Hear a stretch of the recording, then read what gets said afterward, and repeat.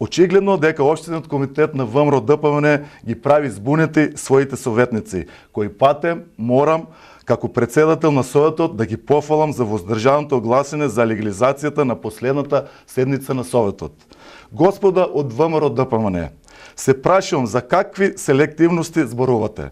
Дали ви се познати личностите Славе Гошев и Васил Пишев? Верувајте, првиот кој вчера се пофали дека може да троши колку сака, бидејќи ја има власта, изгради дивоградба и за ваша информација до денешен нема доставена комплетна документација до секторот за урбанизам и комунални работи. Вториот пак пратеник со изградени 4 дивоградби, повторувам 4 дивоградби, веќе има издадено урбанична согласност и пресметка. Сега кој е селективен?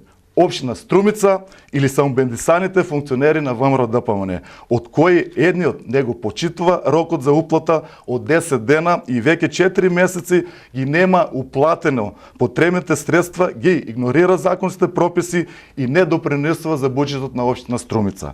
За да ги покријат своите слабости, ја манипулираат јавноста. Седниците на Советот на општина Струмица се пренесуваат во живо и лесно може да разберат сите граѓани која зборува вистината. Да, во нашето општество има селективност, но тоа го прави веќе 6 години партијата кој владее на ниво на државата.